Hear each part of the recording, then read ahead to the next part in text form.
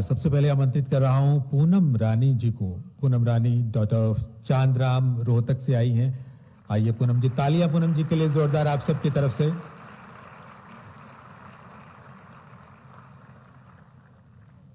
इनको आज प्रतीकात्मक रूप से ये नियुक्ति पत्र माननीय मुख्यमंत्री महोदय अपने कर कमलों से दे रहे हैं और अपने कर कमलों से तालियां आप बजा देंगे।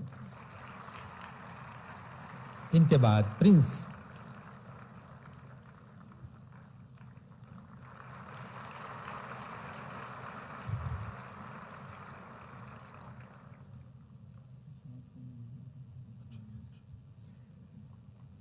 प्रिंस हिसार जिले से आए हैं, तालियां इनके लिए।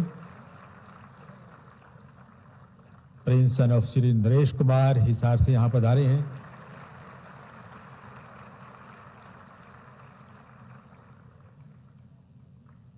इनके बाद श्रीमती कांता जो हिसार से आई हैं, उनके लिए भी जोरदार तालियां।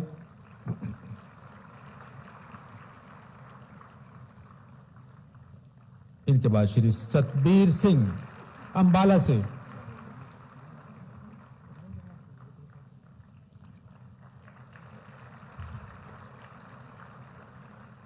इनके बाद मैडम गीता, आप भी अंबाला से।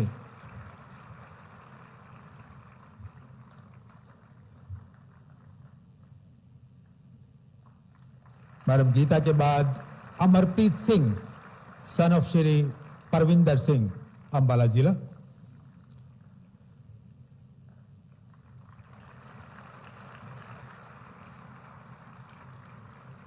इनके बाद madam Prabha daughter of Suresh Chand Palwal जिले से आई हैं।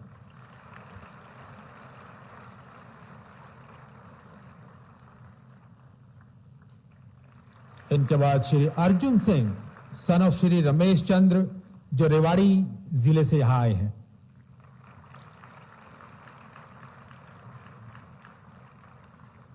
इनके बाद गुरप्रीत देवी डॉटर ऑफ राजपाल सिंह जो करनाल से आई हैं।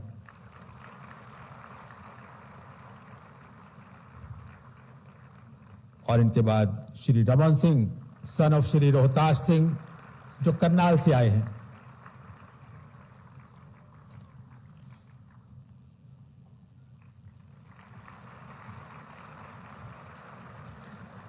यह नियुक्ति पत्र प्रतीकात्मक रूप से आप सबको दिए गए थे। बहुत बहुत आभार आप सभी गणमान्य अतिथियों का। माननीय मुख्यमंत्री महोदय से मैं निवेदन करूंगा कि इस खास अवसर पर अपने मुखारविंद से वो संदेश दें, वो आशीर्वाद दें जिसको सुनने के लिए हम सब बहुत बेसब्री के साथ, बहुत शिद्दत के साथ लालायित हैं, यहाँ बैठे हैं। आपने कहा था कि मैं अपने पद की शपथ बाद में लूंगा और उससे पहले 25,000 उम्मीदवारों को नियुक्तियां दूंगा। आपने जो कहा वो कर दिखाया, आपने जो वादा किया वो निभाया। एक बार फिर से जोरदार तालियां।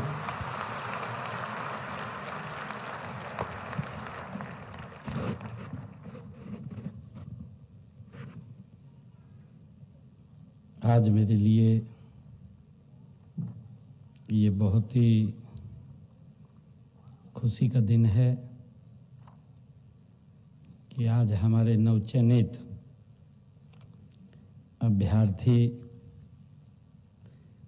ग्रुप डी आप सब उपस्थित हुए हैं। आप सबको, आपके माता पिता को मैं बहुत बहुत बधाई देता हूँ, शुभकामनाएं देता हूँ।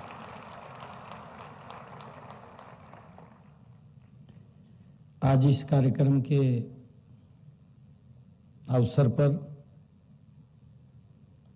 हमारे युवा एवं खेल मंत्री गौरव गौतम जी, हमारी कालका की विधायिका श्रीमती शक्ति रानी शर्मा जी, पूर्व में हरियाणा विधानसभा के स्पीकर रहे ज्ञानचंद गुप्ता जी, हमारी भारतीय जनता पार्टी की उपाध्यक्षा बंतो कटारिया जी, पंचकुला के हमारे मेयर कुलभूषण गोयल जी, ओम प्रकाश देवी नगरिया जी, हमारे additional chief secretary Sudhir Rajpal ji IAS, Amit Agarwal ji IAS, Saket Kumar ji IAS और हमारे सीजी रजनीकांतन जी आईएएस और उपस्थित सभी अभ्यर्थीगण, अभिभावकगण, आप सबको मैं दोनों हाथ जोड़ करके राम राम करता हूं।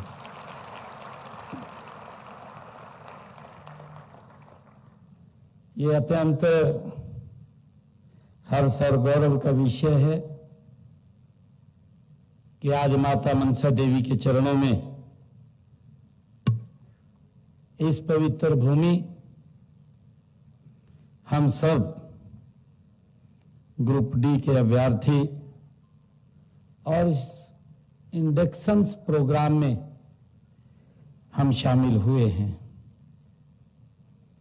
यह कार्यक्रम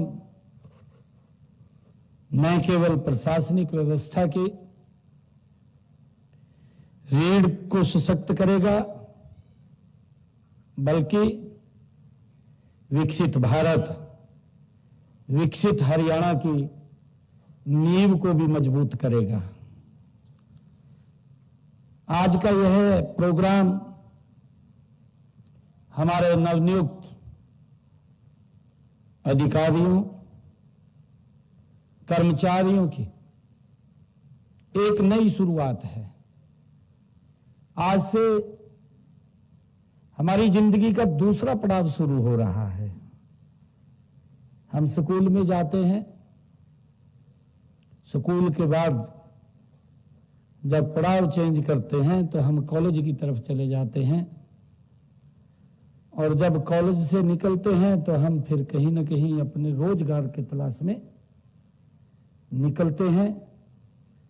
यह हमारा अगला पड़ाव है, हमने आगे बढ़ना है।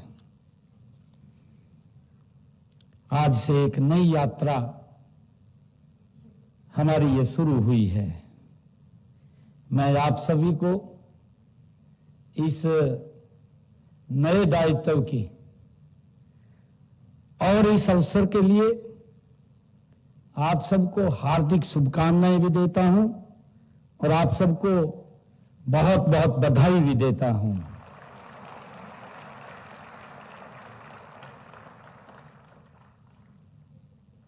आज से हम सब पे वो जिम्मेवारी है, और उन 30,000 युवाओं में हम शामिल होने वाले हैं जिन्होंने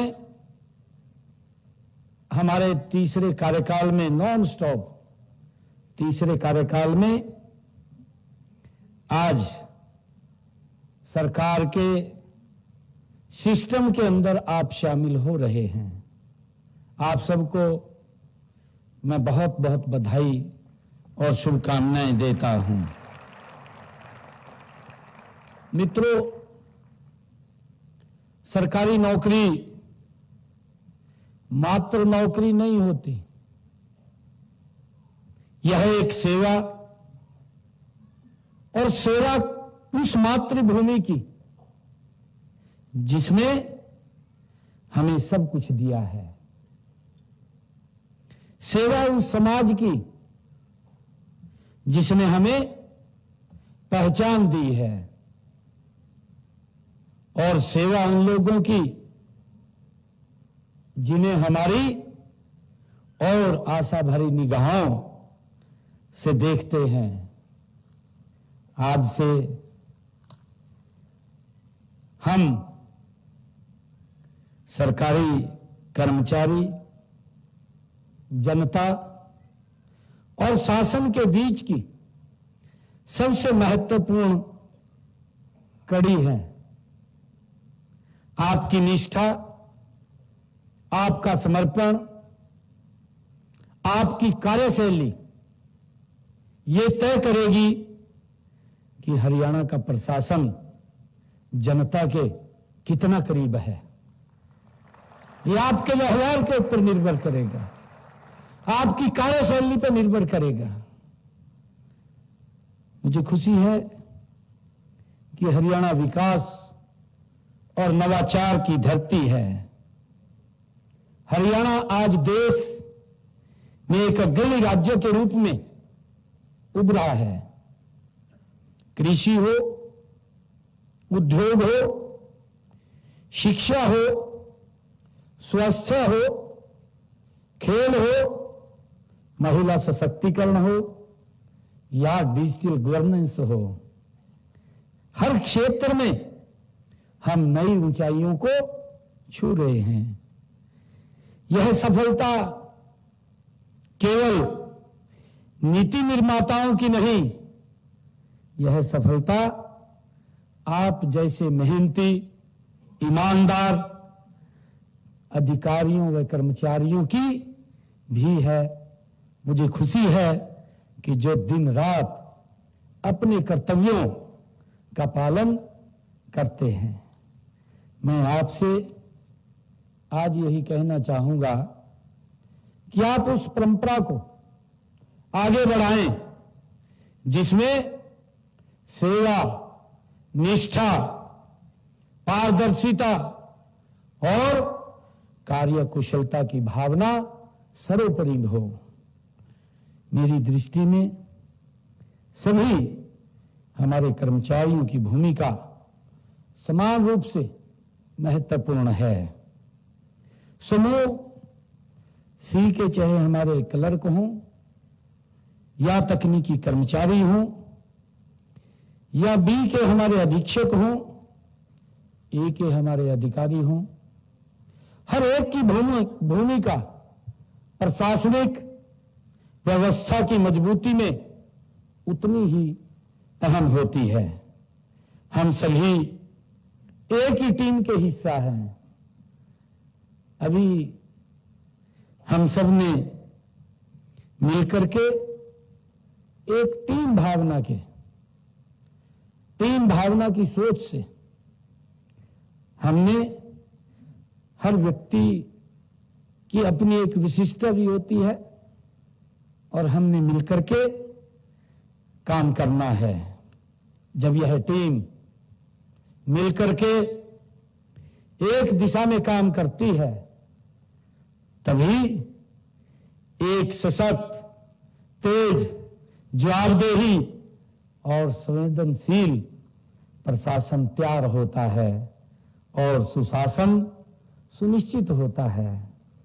अभी आपने कुछ डॉक्यूमेंट्रियां भी देखी हैं, सीटी की देखी है, उसके ऊपर चर्चाएं भी आपने सुनी हैं।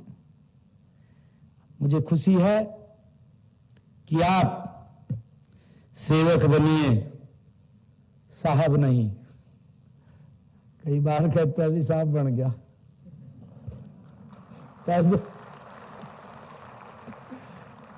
हमारी भूमिका सेवक की होनी चाहिए। मुझे खुशी है कि सरकार का हर कर्मचारी, हम बोलते भी हैं, कहते भी हैं और कहा भी जाता है कि सर्वेंट ऑफ द नेशन, ये बात बोली जाती है, यानी राष्ट्र का सेवक, राष्ट्र के प्रति सेवा मेरा दायित्व है। हमें इसी भावना से, इसी सेवा भावना से आगे बढ़ना है, उसको अपनाना है। एक आम नागरिक की मुस्कान आपके कार्य का सबसे बड़ा पुरस्कार होता है। अगर कोई व्यक्ति काम के लिए आपके पास आता है और जब उसका काम होता है तो आप उसकी मुस्कान देखिए किस प्रकार का वो फील महसूस करता है, और वो मुस्कान उनके चेहरे के ऊपर आपकी कलम से वो आती है, आनी चाहिए। और मुझे खुशी है कि हम सब मिलकर के समाधान देने का ये समय है, लेकिन ये सवाल उठाने का नहीं, हमारे समाधान देने का समय है। हमें याद भी रखना चाहिए कि समस्या बताना आसान है, कोई भी बोल सकता है, कुछ भी कह सकता है कि ये दिक्कत आ गई है, ये समस्या आ गई है। मैं देखता हूं, अभी मैंने कल भी इस बात की चर्चा की है। मैंने कल भी ये बात कही थी कि इतना ज्यादा कई बार बरसात हो जाती है, सिस्टम ही अस्त व्यस्त हो जाता है, और हमारे कुछ भाई उसको नजदीक से दिखाना शुरू कर देते। बरसात पड़ रही है, भाई पानी गिर रहा है, समस्या खड़ी हो गई। परंतु एक समय था कि अगर पानी खड़ा हो गया तो 4-4 दिन नहीं उतरता था, आज 4 घंटे में उतर जाता है। समस्या का समाधान हुआ है, लोगों को राहत मिल रही है। हमें समाधान देना साहस का काम है। आपका हर छोटा कदम, हर ईमानदार कोशिश एक बड़ा परिवर्तन ला सकती है। आप तकनीकी रूप से दक्ष हैं, नई सोच और ऊर्जा से आप भरपूर हैं। मैं आपसे यही अपेक्षा करता हूं कि आप अपनी परंपराओं को न दोहराएं, बल्कि नई राहें बनाएं। मेरा आप लोगों से आग्रह है, नई तकनीकें अपनाएं और हर विभाग में नवाचार को आप प्राथमिकता दें। सरकार की योजनाएं तभी सफल होती हैं जब जमीन स्तर पर तैनात हमारे कर्मचारी उन्हें ईमानदारी से धरातल पे लागू करते हैं। मित्रों, आज हम जिस युग में जी रहे हैं वह सूचना और पारदर्शिता का युग है। जनता अब जागरूक है, हम सब जानते हैं। हमसे ज्यादा लोगों को मालूम होता है, उन्हें अपने अधिकारों का ज्ञान भी है, वह हमसे जवाब मांगती है। ऐसे में हमें अपने कार्य, ईमानदारी और पारदर्शिता को उसमें सर्वोपरि रखना चाहिए। हमारी सरकार, हम सब जानते हैं कि जब 2014 में आदरणीय मोदी जी के नेतृत्व में हरियाणा में सरकार बनी, तो हमारा जो ध्येय रहा है इन 11 वर्षों के अंदर, अगर आप लोग देखेंगे कि हमारा ध्येय जन सेवा है। परम धर्म के मंत्र के साथ गति से ये पिछले 11 वर्षों से सरकार काम कर रही है। आप देख भी रहे हैं कि आज हमारा इतना बड़ा सिस्टम, इतने अधिकारी, इतने कर्मचारी, आज लोग बोल रहे हैं, चाहे गांव के अंदर है, चाहे प्रदेश या देश के अंदर है, आज पूरा प्रदेश बदल रहा है, आज पूरा देश बदला है। आज हमारे चाहे रोड्स की तरफ हम ध्यान दें, एजुकेशन की तरफ दें, रेलवे कनेक्टिविटी की तरफ दें, एयर कनेक्टिविटी की तरफ दें, या मेडिकल की तरफ, हम हेल्थ की तरफ ध्यान दें, एक बड़ा बदलाव पिछले 11 वर्षों के अंदर इस भारत के अंदर देखने को हमें मिल रहा है, जिसकी आम चर्चा करते हैं। यह छोटा विषय नहीं है। अगर हम 2014 के अंदर ध्यान करें, 14 के अंदर भारत का स्थान दुनिया में 11वें नंबर के ऊपर था। हमारी जो आर्थिक स्थिति थी वो बहुत ज्यादा लचर पचर थी। 11वें स्थान के ऊपर हम खड़े थे, हिचकोले ले रहे थे, परंतु आज देखते देखते इन 11 वर्षों के अंदर दुनिया में ये भारत चौथे स्थान पर आकर के खड़ा हो गया है। इसके पीछे की बड़ी ताकत है। इसमें हमारे सभी कर्मचारी, यही हमारा सिस्टम है, आज लोगों के जीवन को सरल करने का काम कर रहा है। मुझे खुशी है इस कार्यक्रम से पहले देश के यशस्वी प्रधानमंत्री आदरणीय नरेंद्र मोदी जी वाराणसी से जुड़े हुए थे। मैं उस कार्यक्रम के अंदर था और उन्होंने किसानों के उनका गति से विकास हो, 20वीं किस्त डायरेक्ट उनके खाते के अंदर डालने का काम किया है। मुझे पूरा विश्वास है कि आप भी जन सेवा को अपने जीवन का ध्येय बनाएंगे। मुझे ये पूर्ण विश्वास है। हमारी सरकार ने भ्रष्टाचार के खिलाफ जीरो टॉलरेंस नीति अपनाई हुई है। आज यह नीति कागजों पर नहीं है, आज बल्कि जमीन पर हकीकत में दिखाई देती है। मुझे यह भी खुशी है कि आज जरूरत है एक ऐसे प्रशासन की जो संवेदनशील हो, मानवीयता हो और जरूरतमंद के आंसू भी पहुंच सके। आज ऐसे संवेदनशील प्रशासन की आवश्यकता है।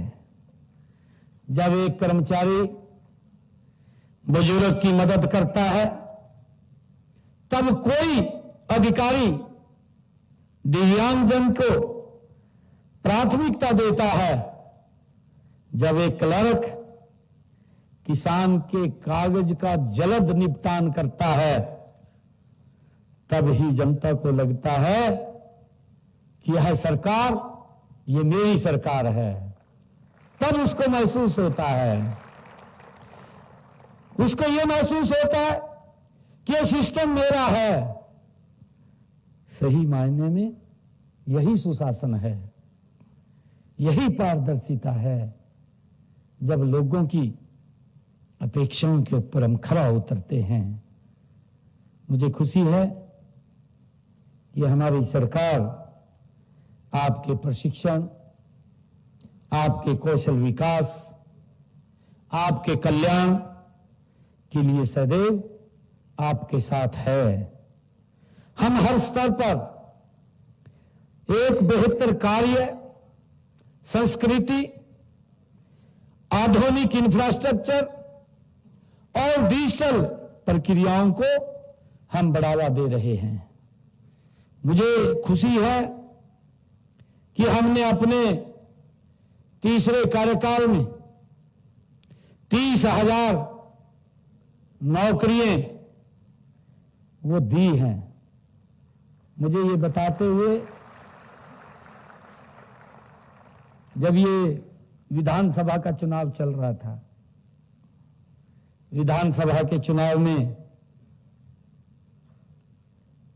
क्योंकि मैंने उससे पहले घोषणा कर दी थी कि मैं 50,000 नौकरी दूंगा, तो मैंने लगभग 16,000 बच्चों को ज्वाइनिंग लेटर दे दिया था। 16-17,000 बच्चों को ज्वाइनिंग लेटर दे चुका था। कोड ऑफ कंडक्ट लग गया, आचार संहिता लगी। हमारे विपक्ष के साथी सबसे पहले हाई कोर्ट चले गए। एक बड़ा उनका दिग्गज चीफ इलेक्शन कमीशन पे चला गया, जाकर के एक एप्लीकेशन दे दी भी हरियाणा सरकार को रोकें कि वो रिजल्ट ना निकाले। चुनाव आयोग ने भी एक लेटर जारी कर दिया, भेज दिया।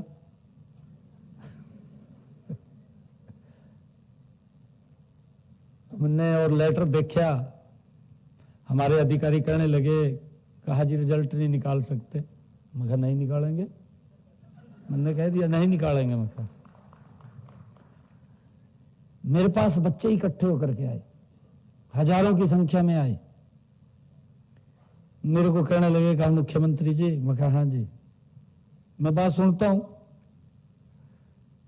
कहने लगे वह तो गलत चल रही है।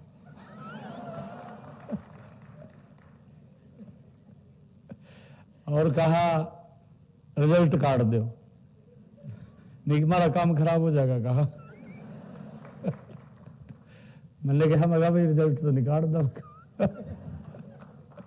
रिजल्ट नहीं मगा निकलने का। मैंने कहा पर एक वायदा आप लोगों से करता हूं मैंने उनको कहा, मैं आपसे ये वायदा करता हूं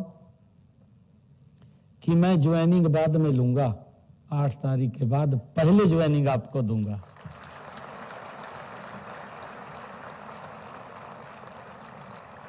ये छोटा विषय नहीं था, ये बहुत बड़ी बात थी। और मुझे खुशी है कि हरियाणा प्रदेश के युवाओं ने उस वातावरण को बदल दिया। किस प्रकार की बातें हो रही थी जब इलेक्शन चल रहा था, इस प्रकार की बातें हो रही थी। कहा जी मेरे हिस्से में तो इतनी नौकरी है दी। कहा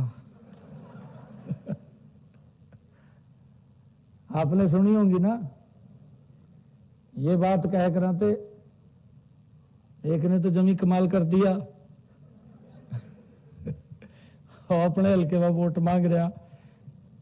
कहा जी मेरे को 50 वोट दो, मैं एक नौकरी दूंगा। कहा गजब की कन्विंसिंग चल रही थी, आप लोगों की बोलियां लग रही थी। ये हमें समझने की जरूरत है। परंतु हमारी सरकार ने, इसके पीछे की भी बड़ी ताकत है। देखिए अगर ये स्टैंड ना लेते,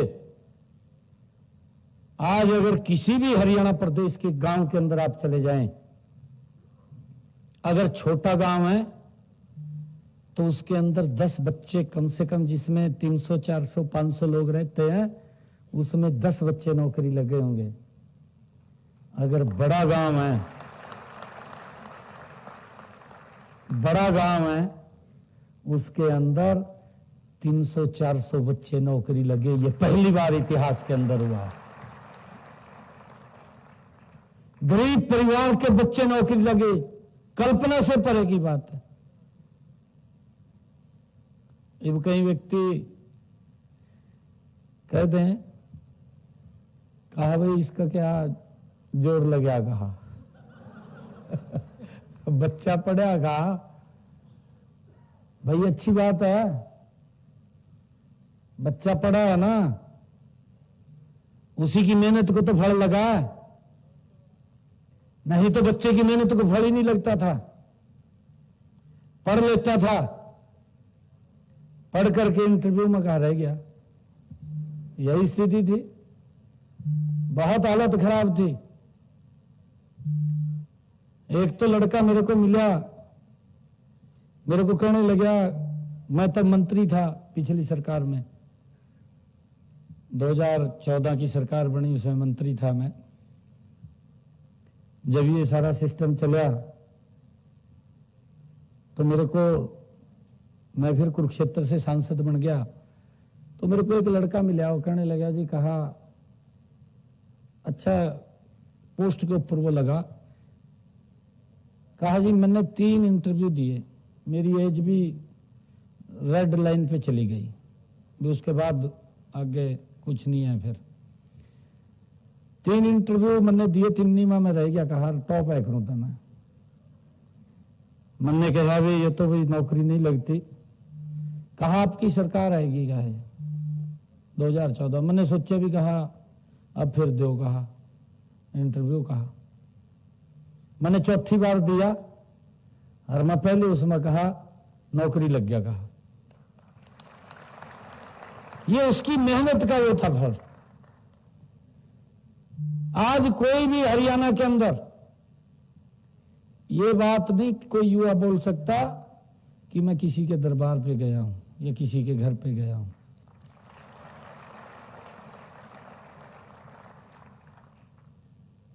मैं ही ट्वीट करने वाले बहुत हाँ, ट्वीट भी 2 मिनट में करते।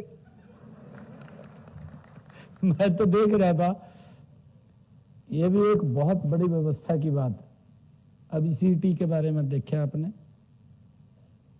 यहां से नहीं, यहां तो मैं तो अधिकारियों को, पुलिस कर्मचारियों को, सभी कर्मचारियों को जो इस सिस्टम के अंदर लगे रहे, हमारे रोडवेज के कर्मचारी और जो प्राइवेट स्कूल्स ने जिन्होंने बसें दी हमें, और जो हमारे हरियाणा प्रदेश के जन जिन्होंने आकर के छबिल्ले लगाई दी, मैंने कहा कि ये सिटी एक पर्व के रूप में होना चाहिए। पूरे हरियाणा प्रदेश के अंदर 2 दिन कहीं जाम नहीं लगा, कहीं कोई बच्चा फंसा नहीं। बच्चे को घर से उठा करके सेंटर पे और सेंटर से लेकर के उसको घर के ऊपर पहुंचाने का काम ये एक वेल मैनेज तरीके से अगर किया, ये पहली बार हुआ है। किसी बच्चे को परेशानी नहीं आई। अगर आम टेस्ट भी होता है उसके अंदर भी लगभग 75-80% की हाजिरी रहती है, और इसके अंदर कई जिलों में तो 95% की हाजिरी रही। 95 की 92% हाजिरी पूरे स्टेट की रही है। एक चर्चा का विषय है। एक भी युवा कोई दिक्कत में, परेशानी में नहीं। मैंने कहा कि नहीं तो वो पेपरी भूल जा, जब उसको लगने लगा मैं तो लेट हो गया, कहीं बस नहीं मिलती, कहीं हालत खराब हो जा, वो तैयारी करके जा और वहां से आगा और दिक्कत खड़ी हो जा, आधे तो रास्ते में ही रह जा। परंतु एक सिस्टम बना है और इसकी चर्चा यहां भी दूर तक गई। हमारा एक अधिकारी मेरे को कह रहे थे, कहा मेरे पास एक राज्य से फोन आया, कहा जी आपने कैसे करवाया, कहा हो रहा देख लिए, कहा कैसे करवाया।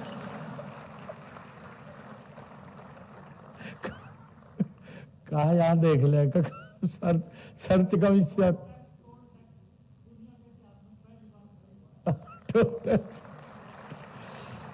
गोपाल सिंह खत्री हमारे हरियाणा स्टाफ सिलेक्शन कमीशन के चेयरमैन रहे, ये बीचों बैठे।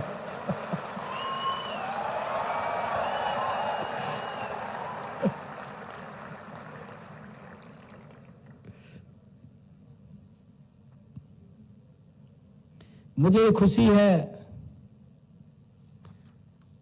आप सब जानते भी हैं, जिसकी मैं चर्चा कर रहा था कि जब नौकरियां निकलती थी, एडी होते ही ठेकेदार खड़े हो जाते, कहा मैं लगवाऊंगा, कहा हो जाते नहीं हो जाते।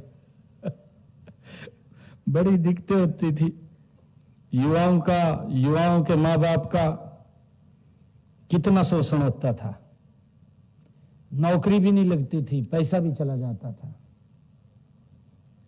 और मैंने तो ये भी देखा, कई लोग आज तो ट्वीट कर दें, जोर तो लगता नहीं है, ट्वीट कर दो।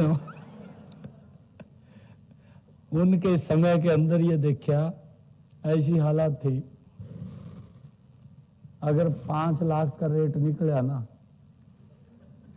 अगर 5 लाख 1 रुपया देने वाला भी है क्या, तो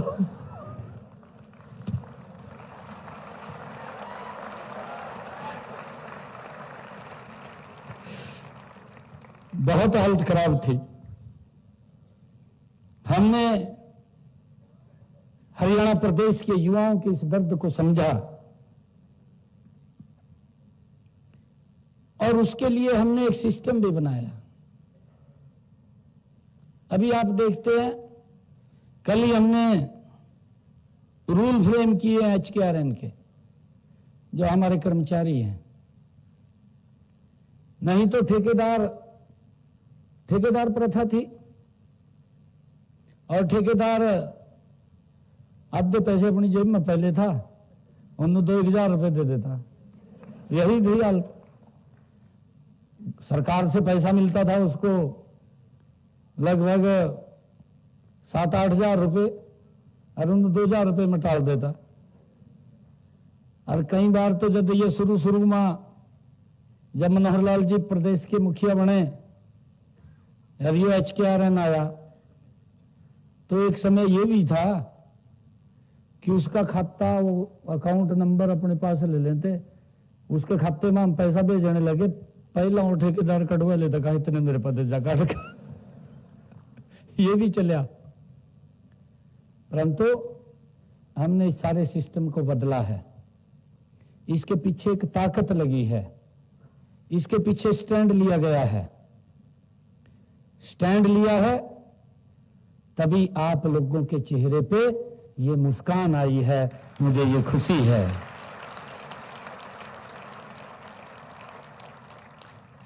हमारे जो HKRN के कर्मचारी थे, कल हमारी कैबिनेट की बैठक थी, उसके अंदर हमने कल निर्णय, उनके रूल्स वो बोल रहे थे कि हमने पीछे विधानसभा के अंदर बोला था कि आपको सुरक्षित 1,20,000 युवाओं को हमने सुरक्षित किया है। कल उनके रूल फ्रेम किए हैं। अब उनको 60 साल तक कोई नहीं हटा पाएगा, उनको सारी सुविधाएं वो देने का काम ये हमारी सरकार कर रही है। मुझे खुशी है कि हमने, जो आदरणीय प्रधानमंत्री नरेंद्र मोदी जी ने, केंद्र सरकार ने जो यूनिफाइड पेंशन स्कीम वो चालू की है, उसी तर्ज पर हरियाणा के कर्मचारियों को भी UPS का लाभ 1 अगस्त 2025 से वो दिया गया है, उसको भी हमने लागू कर दिया है। इसकी अधिसूचना 2 जुलाई को हो चुकी है और इस स्कीम का लाभ हरियाणा सरकार के 2 लाख कर्मचारियों को इसका मिलेगा, लाभ मिलेगा। युवाओं को नौकरी में बार बार आवेदन करने व फीस भरने से छुटकारा दिलाने के लिए हमने एकल पंजीकरण की सुविधा वो शुरू की है। एक बार फॉर्म भरेगा, दोबारा उसको फॉर्म भरने की आवश्यकता नहीं है। और मुझे यह भी खुशी है कि बार बार प्रतियोगी परीक्षा से निजात दिलाने के लिए हमने अभी जिसकी चर्चा की है, ये कॉमन पात्रता परीक्षा CET, इसका भी ये प्रावधान किया है ताकि हमारे जो बच्चे हैं वो इसके माध्यम से हरियाणा सरकार की नौकरी में वो आ सकें। और मुझे ये खुशी है, जब ये CET का पेपर हुआ है, ये भी पहली बार हुआ कि जो हमारे दिव्यांगजन थे, दिव्यांगजनों को घर से लेकर के आए और घर छोड़ करके गए।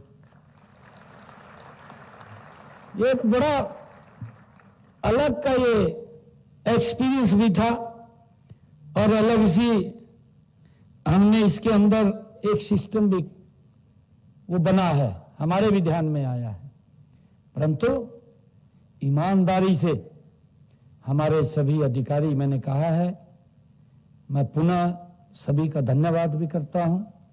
हमारे चाहे ट्रांसपोर्ट के कर्मचारी थे, चाहे हमारे पुलिस के कर्मचारी अधिकारी थे, या हमारे ऊपर के अधिकारी थे, या हमारे बोर्ड के अधिकारी थे, सब एकजुटता से टीम हरियाणा के रूप में काम किया है और उसके सार्थक परिणाम निकल करके आए हैं। मुझे ये बताते हुए आप लोगों के बीच में क्योंकि डॉक्टर भीमराव अंबेडकर जी, जिनकी एक सोच थी, जो ये चाहते थे कि समाज के अंतिम पायदान पे खड़ा व्यक्ति, ये डॉक्टर भीमराव अंबेडकर जी की सोच थी। और ये पंडित दीनदयाल उपाध्याय जी का विचार था। अंत्योदय का विचार दिया कि अंतिम पायदान पर खड़े व्यक्ति को हम सब की जिम्मेवारी है कि सबसे पहले उसकी चिंता करें। और मुझे खुशी है बताते हुए, आप सबको उसका लाभ भी इसके अंदर मिला है कि हमने जो डॉक्टर भीमराव अंबेडकर जी ने एक मार्ग दिया है, उस मार्ग के ऊपर हमारे जो वंचित क्लास के जो लोग थे, इसमें हमने क्लासिफिकेशन करके उनको लाभ देने का काम किया। और मेरे लिए बड़े ये खुशी की बात है कि आज उन परिवारों से भी लगभग, आज इस जो आप नए अभ्यर्थी आए हैं आपके बीच में 604 अभ्यर्थी उस समाज से सेलेक्ट होकर के आए हैं। ये मेरे लिए बड़ी खुशी की बात है। मुझे ये भी खुशी है कि हमारी सरकार ने, एक सरकारी सेक्टर होता है, एक प्राइवेट सेक्टर होता है। सरकारी सेक्टर के अंदर हमने जो नौकरियां दी हैं, और उससे अलग हमने 2083 रोजगार मेले हरियाणा प्रदेश के अंदर लगाए हैं, जो हमारी मल्टीनेशनल कंपनी या बाहर भी जाने के लिए कहीं ने सिलेक्ट किया है, तो हरियाणा प्रदेश के अंदर हमने 1,06,283 युवाओं को निजी रोजगार के साथ भी हमने जोड़ने का काम किया है। मित्रों, सवाल उठता है कि आपका आदर्श कौन हो। मेरा मानना है कि आप अपने जीवन में किसी एक को अपना आदर्श मानिए, जो ईमानदार हो, जो देश के लिए जिए, जो अपने आदर्शों, अपने सिद्धांतों के साथ साथ कभी समझौता न करता हो। फिर देखिए, आपका हर दिन प्रेरणा से भरा होगा, आपका हर निर्णय जनहित में होगा। मुझे खुशी है कि आप सभी नवनियुक्त अभ्यर्थीगण को मैं पुनः एक बार हार्दिक शुभकामनाएं देता हूं। आपका कार्यक्षेत्र चाहे जो भी हो, आप कहीं भी काम करें, आपकी भावना केवल एक होनी चाहिए, जनहित सर्वोपरि। ये हमारी भावना होनी चाहिए। हरियाणा का भविष्य आप जैसे कर्मठ, ईमानदार और समर्पित हमारे समर्पित अधिकारियों व कर्मचारियों के हाथों में सुरक्षित है। आइए मिलकर एक सशक्त, समावेशी, आत्मनिर्भर हरियाणा का हम मिलकर के निर्माण करें। आप सबका बहुत बहुत धन्यवाद। जय हिंद, जय भारत, जय भारत मां।